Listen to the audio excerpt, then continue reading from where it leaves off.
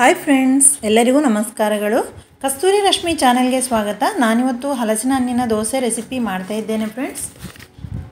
ಈ ಹಲಸಿನ ಹಣ್ಣಿನಲ್ಲಿ ಹೆಚ್ಚಿನ ಪ್ರಮಾಣದ ಕ್ಯಾಲ್ಸಿಯಂ ಇದೆ. ಇದು ಮೂಳೆಗಳನ್ನು ಬಲಪಡಿಸುತ್ತದೆ. ಸಂಧಿವಾತದಂತಹ ಮೂಳೆ ಸಂಬಂಧಿತ ರೋಗ ಲಕ್ಷಣವನ್ನು ಹಲಸಿನ ಹಣ್ಣಿನ ಸೇವನೆಯಿಂದ ನಿಯಂತ್ರಿಸಬಹುದು. ಇದರಿಂದ ಅನೇಕ ಖಾದ್ಯಗಳನ್ನು ಕೂಡ ತಯಾರಿಸುತ್ತಾರೆ. ಅದೇ ರೀತಿ ಹಲಸಿನ ಹಣ್ಣನ್ನು ಹಾಗೆ ಕೂಡ ತಿನ್ನಬಹುದು. ಇದರಿಂದ ಹಪ್ಪಳ, ದೋಸೆ ಮತ್ತು ತಿಂಡಿ ತಿನಿಸುಗಳನ್ನು ತಯಾರಿಸುತ್ತಾರೆ. ಪ್ರಕೃತಿದತ್ತವಾಗಿ ಸಿಗುವಂಥ ಈ ಹಣ್ಣಿನಲ್ಲಿ ಹಲವಾರು ರೀತಿಯ ವಿಟಮಿನ್ಗಳು ಹಾಗೂ ಖನಿಜಾಂಶಗಳಿವೆ. ವಿಟಮಿನ್ ಬಿ, ಪೊಟ್ಯಾಷಿಯಂ ಮತ್ತು ಪ್ರೋಟೀನ್ ಇದರಲ್ಲಿ ಸಮೃದ್ಧವಾಗಿದೆ.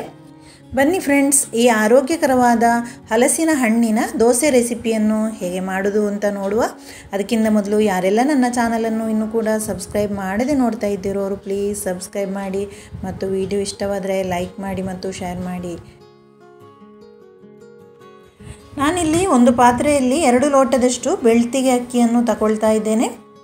ಯಾವುದೇ ಅಕ್ಕಿಯನ್ನು, ವೈಟ್ ಅಕ್ಕಿಯನ್ನು ಉಪಯೋಗಿಸ್ಬೋದು. ಈಗ ಇದನ್ನು ನಾನು 2-3 ಸಲ ನೀರಿನಲ್ಲಿ ಚೆನ್ನಾಗಿ ತೊಳೆದು ಇಲ್ಲಿ ಇಟ್ಕೊಂಡಿದ್ದೇನೆ. ಈಗ ಮುಚ್ಚಳ ಇಟ್ಟು ಒಂದು 3-4 ಗಂಟೆಯಷ್ಟು ಹೊತ್ತು ಇದನ್ನು ನೆನೆಯಲಿಕ್ಕೆ ಬಿಡುವ. ಅಕ್ಕಿ ಈಗ ಚೆನ್ನಾಗಿ ನೆಂದಿದೆ. ಈಗ ಇದನ್ನು ಮಿಕ್ಸಿ ಜಾರಿಗೆ ಹಾಕ್ತಾ ಇದ್ದೇನೆ. ಎಲ್ಲ ಅಕ್ಕಿಯನ್ನು ಸಹ ಹಾಕ್ತಾ ಇದ್ದೇನೆ.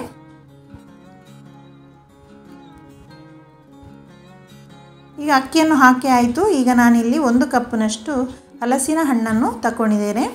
ಎಲ್ಲ ಕ್ಲೀನ್ ಮಾಡಿ ಇಟ್ಟುಕೊಂಡಿದ್ದೇನೆ. ಅದನ್ನೀಗ ಹಾಕ್ತಾ ಇದ್ದೇನೆ. ಈಗ ಎಲ್ಲವನ್ನು ಹಾಕಿದೆ.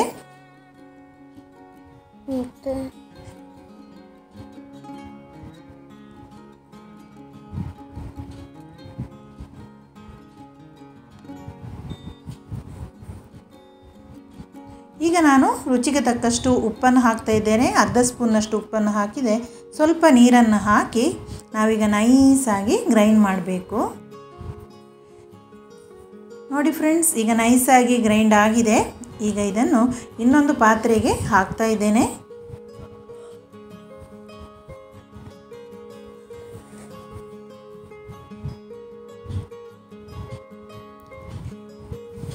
ಈಗ ಎಲ್ಲ ಹಿಟ್ಟನ್ನು ಹಾಕಿ ಆಯಿತು. ಈಗ ಸ್ವಲ್ಪ ನೀರನ್ನು ಹಾಕಿ ಚೆನ್ನಾಗಿ ಮಿಕ್ಸ್ ಮಾಡ್ತಾ ಇದ್ದೇನೆ.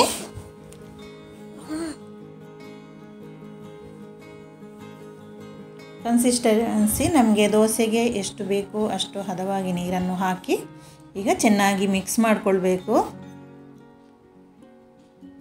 ಈಗ ನಮ್ಮ ಹಿಟ್ಟು ರೆಡಿ ಆಯಿತು. ನಾನಿಲ್ಲಿ ಇದಕ್ಕೆ ಒಂದು ಅರ್ಧ ಸ್ಪೂನ್ನಷ್ಟು ಏಲಕ್ಕಿ ಪೌಡರನ್ನು ಹಾಕಿ ಚೆನ್ನಾಗಿ ಮಿಕ್ಸ್ ಮಾಡ್ತಾ ಇದ್ದೇನೆ. ಏಲಕ್ಕಿ ಪೌಡರನ್ನು ಹಾಕಿದರೆ ತುಂಬಾ ಟೇಸ್ಟಿ ಆಗುತ್ತೆ ದೋಸೆ. ಈಗ ಚೆನ್ನಾಗಿ ಮಿಕ್ಸ್ ಮಾಡಿದೆ. ಇಲ್ಲಿ ನಾನು ತವಾವನ್ನು ಕಾಯಲಿಕ್ಕೆ ಇಟ್ಟಿದ್ದೇನೆ.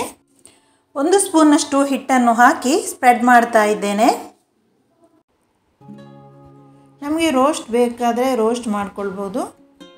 ಈಗ ತುಪ್ಪವನ್ನು ಮೇಲಿನಿಂದ ಹಾಕ್ತಾ ಇದ್ದೇನೆ.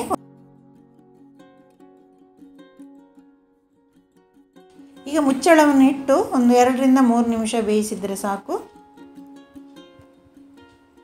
ನಮ್ಮ ದೋಸೆ ಈಗ ರೆಡಿ ಆಯಿತು. ಈಗ ಇದನ್ನು ತೆಗೆಯುವ. ನೋಡಿ, ತುಂಬ ಚೆನ್ನಾಗಿ ಬಂದಿದೆ ದೋಸೆ. ಈಗ ಎಲ್ಲ ದೋಸೆಯನ್ನು ಸಹ ರೆಡಿ ಮಾಡಿ ಇಟ್ಕೊಳ್ತಾ ಇದ್ದೇನೆ.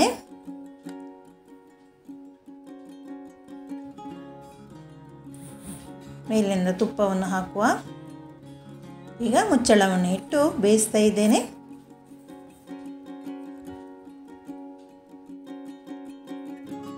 ದೋಸೆ ಈಗ ರೆಡಿ ಆಯಿತು. ಸಾಫ್ಟ್ ಬೇಕಾದರೆ ಸಾಫ್ಟ್ ಮಾಡ್ಕೊಳ್ಬೋದು, ರೋಸ್ಟ್ ಬೇಕಾದರೆ ರೋಸ್ಟ್ ಆಗಿ ಮಾಡ್ಬೋದು ದೋಸೆಯನ್ನು. ನಮ್ಮ ದೋಸೆ ಈಗ ರೆಡಿ ಆಯಿತು. ನಾನೀಗ ಸರ್ವ್ ಮಾಡ್ತಾ ಇದ್ದೇನೆ. ಫ್ರೆಂಡ್ಸ್, ತುಂಬಾ ಆರೋಗ್ಯಕರವಾದ ಹೆಲ್ದಿಯಾದ ಹಲಸಿನ ಹಣ್ಣಿನ ದೋಸೆ ರೆಸಿಪಿ ರೆಡಿ ಆಯಿತು. ವಿಟಮಿನ್ ಬಿ, ಪೊಟ್ಯಾಷಿಯಂ ಮತ್ತು ಪ್ರೋಟೀನ್ ಇದರಲ್ಲಿ ಸಮೃದ್ಧವಾಗಿದೆ ಮತ್ತು ಇದು ನಾರಿನಂಶ ಹೊಂದಿರುವ ಹಲಸಿನ ಹಣ್ಣು ಜೀರ್ಣಕ್ರಿಯೆ ವ್ಯವಸ್ಥೆಯ ಸಮಸ್ಯೆಯನ್ನು ಕೂಡ ದೂರ ಮಾಡುವುದು. ವಿಟಮಿನ್ ಎ ಒಳಗೊಂಡಿರುವ ಹಲಸಿನ ಹಣ್ಣು ಕಣ್ಣಿನ ದೃಷ್ಟಿಗೆ ಕೂಡ ತುಂಬಾ ಒಳ್ಳೆಯದು. ಇದು ರೋಗ ನಿರೋಧಕ ಶಕ್ತಿಯನ್ನು ಹೆಚ್ಚು ಮಾಡುತ್ತದೆ, ಕ್ಯಾನ್ಸರ್, ತೂಕ ಇಳಿಸುವುದು ಮತ್ತು ರಕ್ತದೊತ್ತಡವನ್ನು ಕೂಡ ಕಮ್ಮಿ ಮಾಡುತ್ತದೆ. ನರ ದೌರ್ಬಲ್ಯವನ್ನು ಕೂಡ ಇದು ಹೋಗಲಾಡಿಸುತ್ತದೆ. ಆರೋಗ್ಯವರ್ಧಕವಾದ ಮತ್ತು ಬೇಸಿಗೆ ಕಾಲದಲ್ಲಿ ಆಗುವಂತಹ ಪ್ರಕೃತಿದತ್ತವಾದ ಈ ಹಲಸಿನ ಹಣ್ಣು ಯಾವುದೇ ರೂಪದಲ್ಲಿ ತಿನ್ನುವುದು ಆರೋಗ್ಯದ ದೃಷ್ಟಿಯಿಂದ ಬಹಳ ಒಳ್ಳೆಯದು. ಫ್ರೆಂಡ್ಸ್, ಇವತ್ತು ನಾನು ಮಾಡಿದಂಥ ಈ ಹಲಸಿನ ಹಣ್ಣಿನ ದೋಸೆ ರೆಸಿಪಿ ನಿಮಗೆ ಇಷ್ಟವಾದರೆ ಪ್ಲೀಸ್ ಲೈಕ್, ಶೇರ್ ಮತ್ತು ಸಬ್ಸ್ಕ್ರೈಬ್ ಮಾಡಿ. Thank you for watching. Bye. ಮುಂದಿನ ವಿಡಿಯೋದಲ್ಲಿ ಮತ್ತೊಮ್ಮೆ ಸಿಗೋಣ. ಅಲ್ಲಿಯವರೆಗೂ ಧನ್ಯವಾದಗಳು.